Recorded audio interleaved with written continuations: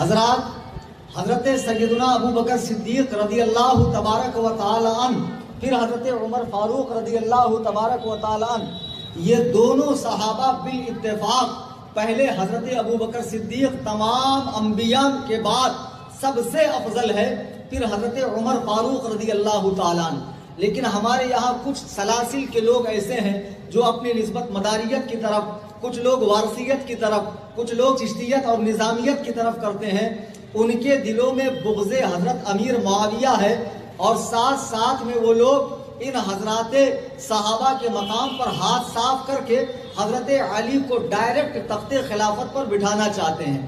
آپ جانتے ہیں کہ شیعہ مسلمانوں کا سب سے پہلا فرقہ ہے۔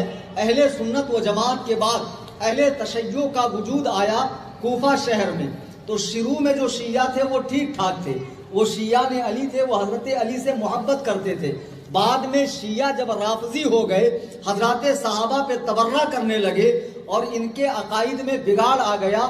شیعہ فرقے کا ایک بہت بڑا عالم ہے ملا باقر مجلسی، اس نے ایک کتاب لکھی ہے حق الیقین۔ اس کتاب میں اس نے اتنی خباثتیں، اتنی گندگیاں اور قرآن و سنت کا ایسا مذاق اڑایا ہے، تمام شیعوں کے نزدیک یہ کتاب بہت معتبر ہے، اور ہمارے یہاں جیسے الجامع الصحیح صحیح بخاری کا درجہ ہے، ویسے اہل تشیع کے یہاں پر الکافی نام کی کتاب ہے۔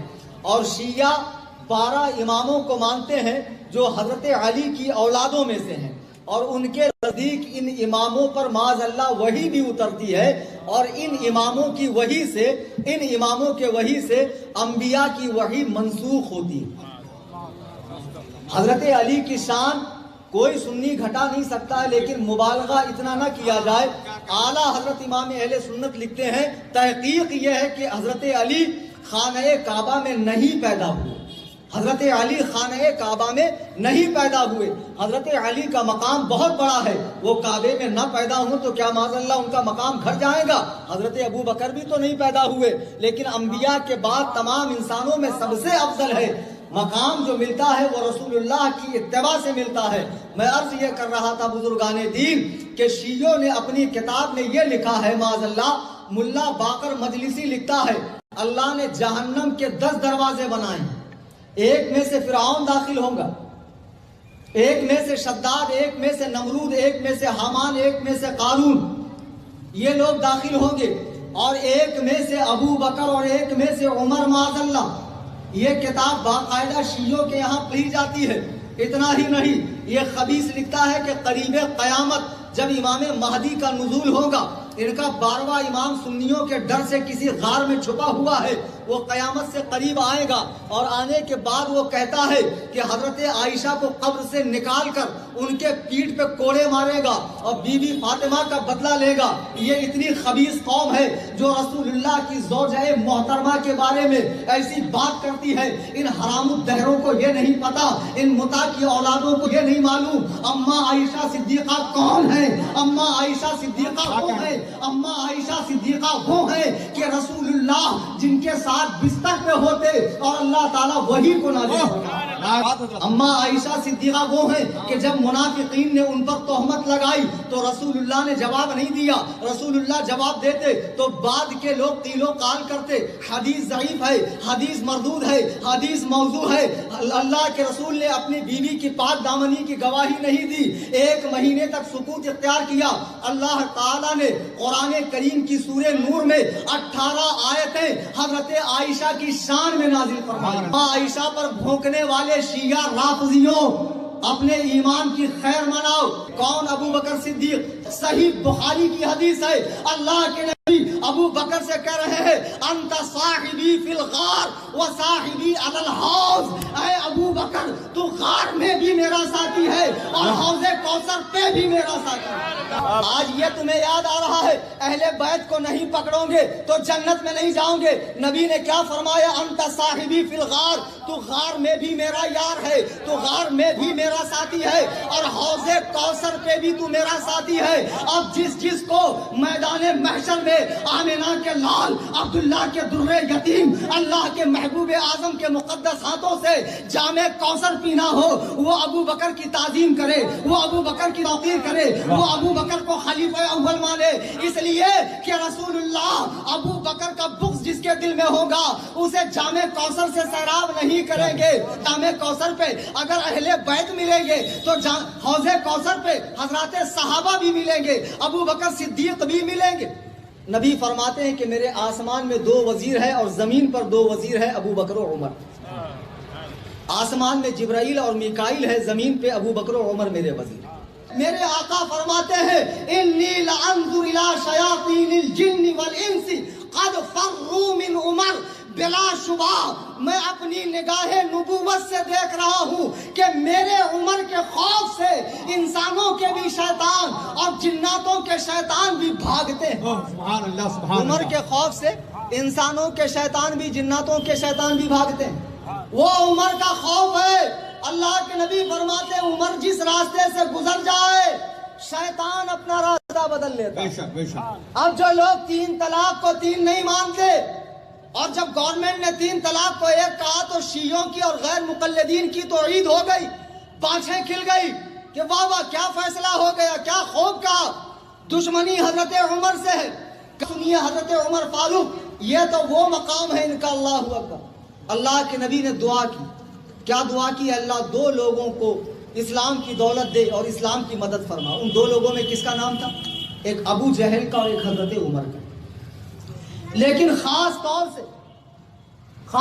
سے سرکار نے فرمایا اللہم اعز الاسلام بعمر بن الخطاب خاصہ، اے اللہ عمر کو اسلام کی دولت سے مالا مال فرما کے اسلام کو عزت عطا فرما۔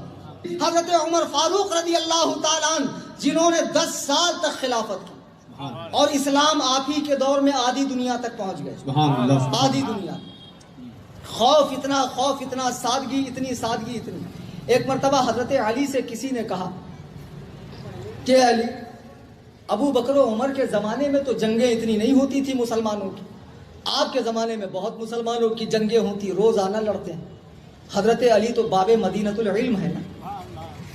فرماتے ہیں کہ جب ابو بکر و عمر کا زمانہ تھا تو مشورہ دینے والا علی تھا، اور جب میرے خلافت کا زمانہ ہے تو مشورہ دینے والا تجھ جیسا نالائق۔ جنگیں تو مسلمانوں میں ہوگی نا، جنگیں تو مسلمانوں میں ہوگی۔ ان حضرات کرام، ان حضرات صحابہ نے کبھی ایک دوسرے کے حوالے سے بغض نہیں رکھا، سب محبت سے آپس میں رہے۔ حتیٰ کہ حضرت امیر معاویہ اور حضرت علی کا بیان آگے ہوگا جس میں بتایا جائے گا کہ ان کی آپس میں کتنی محبتیں تھیں۔ بہت محبتیں ان حضرات صحابہ کی آپس میں تھی۔ جب رسول اللہ علیہ السلام ہجری 11 میں دنیا سے تشریف لے گئے تو اب سوال یہ اٹھا کہ مسلمانوں کی قیادت کرے گا کون، مسلمانوں کی خلافت کی ذمہ داری اٹھائے گا کون۔ تمام صحابہ جمع ہو گئے، حضرت عمر فاروق کھڑے ہو گئے اور عمر فاروق نے کہا سنو کہ اللہ کے رسول صلی اللہ علیہ وسلم کی حیات ظاہری میں ایسا 17 مرتبہ ہوا کہ آپ موجود ہوتے ہوئے نماز نہ پڑھائی آپ نے۔ ہم میں سے کوئی آگے بڑھنا چاہتا تو سرکار پیچھے کر لیتے اور فرماتے کہ اللہ اور رسول کے علاوہ اس مسئلے پر ابو بکر کے سوا ہم کسی کو برداشت نہ کریں گے، اس مسئلے پہ اللہ و رسول ابو بکر کے سوا کسی کو برداشت نہ کریں گے۔ حضرت عمر نے کہا کہ جس نے رسول اللہ کی حیات ظاہری میں ہماری امامت کی ہے، رسول اللہ کے بعد وہی ہماری خلافت کا کام انجام دے گا۔ یہ کہتے ہوئے حضرت عمر نے حضرت ابو بکر صدیق کی بیعت کی۔ ایک روایت میں ہے کہ عبداللہ بن زبیر یا کسی صحابی نے بیعت کی۔ اب ان کا دیکھا دیکھی تمام صحابہ نے بیعت کر لی، کسی نے دلیل نہیں پوچھی کہ اس کی دلیل کیا ہے۔ معلوم پڑا کہ صحابہ تقلید شخصی کرتے تھے، صحابہ کے زمانے میں ایک امام کی تقلید ہوتی تھی، حضرت عمر نے تقلید کی، تمام صحابہ نے تقلیداً حضرت ابو بکر کی خلافت کو تسلیم کر لیا۔ اب حضرت ابو بکر خلیفہ بنے، آپ نے مجمع میں نگاہ دوڑائی کہ علی نظر نہیں آ رہے، فرمایا ذرا حضرت علی کو بلاؤ۔ حضرت علی کو بلایا گیا۔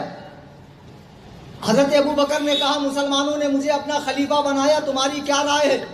حضرت علی کرم اللہ وجہہ الکریم فرماتے ہیں قدمک رسول اللہ صلی اللہ علیہ وسلم فمن الذی یؤخرک، کیا ہے ابو بکر صدیق میری کیا مجال کہ جسے نبی نے آگے بڑھایا ہو علی اسے پیچھے کرے، زندہ باد، جسے نبی نے آگے بڑھایا ہو علی اسے پیچھے کرے۔ یہ شیعہ کلمہ پڑھتے ہیں لا الہ الا اللہ محمد رسول اللہ علی ولی اللہ وصی رسول اللہ خلیفۃ بلا فصل۔ ارے بلا فصل خلیفہ کیسے ہو گئے جب حضرت علی خود فرما رہے ہیں کہ جسے رسول اللہ نے آگے بڑھایا ہے علی کی مجال نہیں کہ اسے پیچھے کرے۔ یہ کہہ کر فاتح خیبر شکن نے، مرتضی نے، بو تراب نے حضرت ابو بکر صدیق کے ہاتھ پر ہاتھ دیا اور بیعت کر لی۔ یہ لوگ کہتے ہیں انہوں نے حق مارا تھا، حق مارا تھا۔ ماہ محرم میں حضرات اہل بیت کے نام پر تم بدعتیں اور گمراہیاں عام کر رہے ہو۔ تم یہ کہتے ہو معاذ اللہ حضرات صحابہ نے حق مارا ہے اور صحابہ سے کوئی کام نہیں ہے۔ حضرات صحابہ پہ بھونکنے والوں کہتے ہیں کہ ابو بکر صدیق نے حضرت فاطمہ کا حق ہڑپا۔ ایک بہت بڑے پیر صاحب سے میری ملاقات ہو گئی تو کہنے لگے ابو بکر صدیق نے حق ہڑپا۔ میں نے کہا کون سا حق؟ تو کتاب بھی لا رہے ہیں شیعوں کی۔ رسول اللہ کا ایک باغ تھا، باغ فدق، سرکار کا وصال ظاہری ہو گیا، ابو بکر صدیق نے وہ باغ بیوی فاطمہ کو نہیں دیا۔ اب یہ لوگ یہ بھی روایت کرتے ہیں کہ جب رسول اللہ کا وصال ہوا تو ابو بکر و عمر عثمان سب غائب تھے، بیوی فاطمہ کا انہوں نے گھر جلایا۔ یہ ساری شیعی روایات اٹھا کر چوراہے پر لا کر جلا دو۔ سرکار کی تدفین میں، تہجیز میں، نماز، ہر کام میں یہ تینوں بزرگ شامل تھے۔ حضرت ابو بکر نے بی بی فاطمہ کو باغ فدق کیوں نہیں دیا؟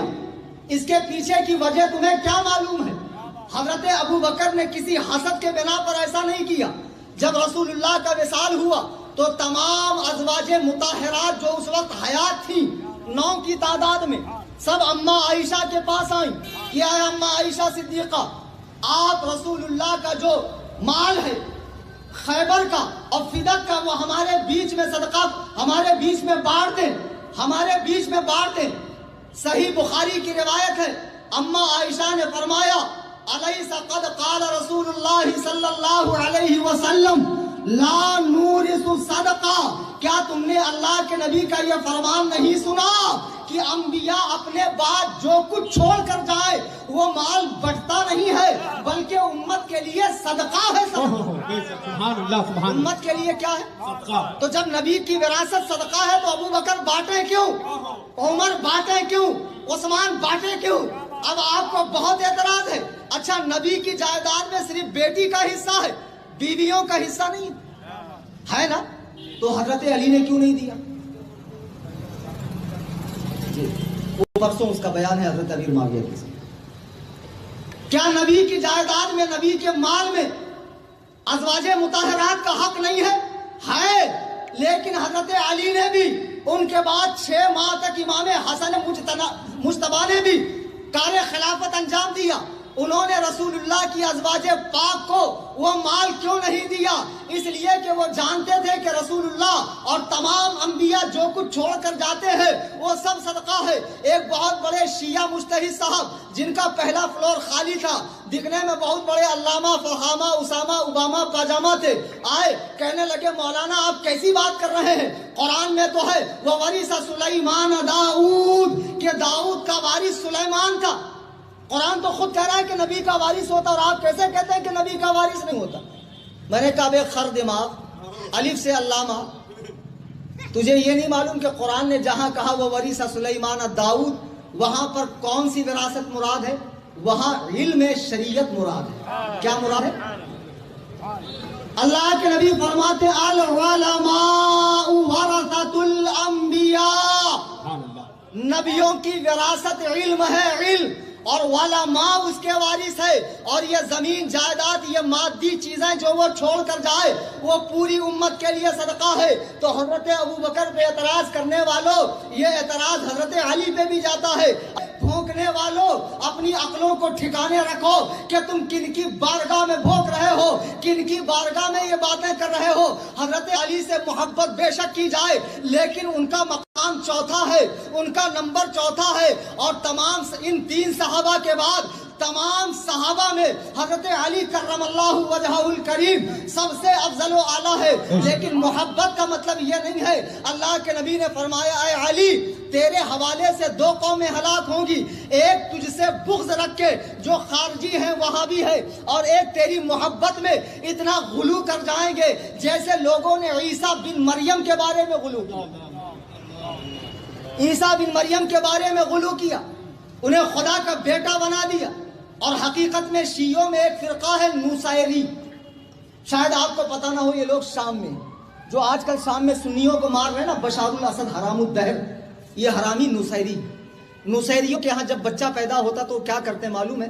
شام کی سب سے اونچی پہاڑی پر لے جاتے ہیں اور اسے پھینکتے ہیں وہاں سے، اور کہتے ہیں کہ تو محمد کے خدا نے تجھے پیدا کیا ہے تو مر جا، اور اس خدا نے پیدا کیا جسے ہم علی کہتے ہیں تو زندہ رہے۔ اتنے خبیث ہیں یہ کہ حضرت علی کے الوہیت کے قائل ہیں۔ ان میں ایک کھوجا ہے فاطمی اسماعیلی شیعہ، وہ بھی حضرت علی کی الوہیت کے قائل ہے۔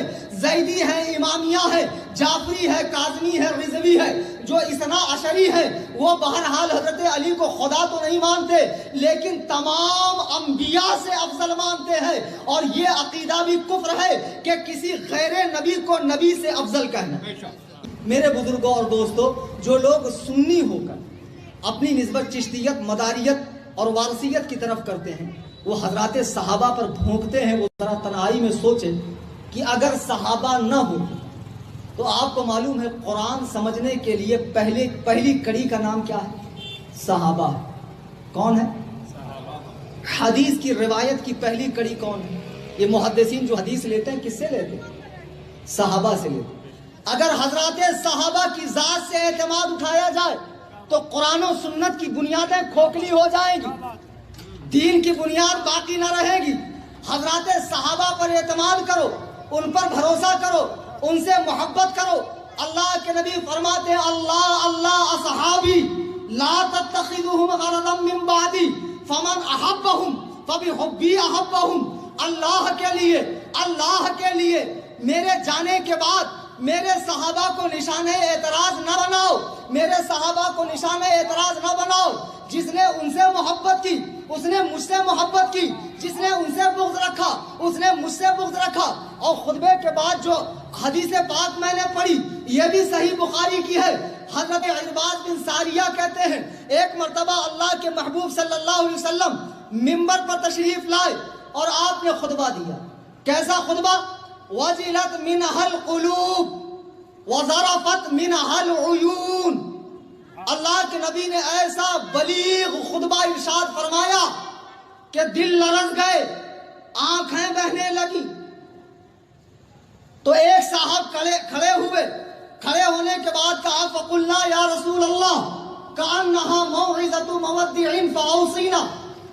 مجھے ایسا لگ رہا ہے کہ یہ بات وہ کہہ رہا ہے جو ان قریب ہم سے جدا ہو جائے گا، یعنی ہمیں ایسا لگ رہا ہے کہ یہ آپ کا آخری خطبہ ہو۔ تو اے اللہ کے نبی آپ ہمیں کچھ نصیحت فرمائیں، آپ ہمیں کچھ نصیحت فرمائیں۔ اللہ کے نبی فرماتے ہیں وَالسَّمْعِ وَالطَّاعَةِ وَإِن تَأَمَّرَ عَلَيْكُمْ عَبْدٌ، کہ اپنے امیر کی سنو، اس کی اطاعت کرو جو تمہارا امیر ہو۔ مَن يَعِشْ مِنْكُمْ فَسَيَرَى اخْتِلَافًا كَثِيرًا، کہ میرے دنیا سے جانے کے بعد تم بہت اختلاف دیکھو گے۔ کیا فرمایا اللہ کے نبی نے؟ مَن يَعِشْ مِنْكُمْ فَسَيَرَى اخْتِلَافًا كَثِيرًا، کہ میرے دنیا سے جانے کے بعد تم بہت اختلاف دیکھو گے۔ اور واقعی دنیا نے بہت اختلاف دیکھا۔ پھر اللہ کے نبی فرماتے ہیں جب تم اختلاف دیکھو فَعَلَيْكُمْ بِسُنَّتِي وَسُنَّتِ الْخُلَفَاءِ الرَّاشِدِينَ الْمَهْدِيِّينَ۔ سبحان اللہ۔ تم پر لازم ہے کہ میرے خلفائے راشدین کی سنت کو مضبوطی سے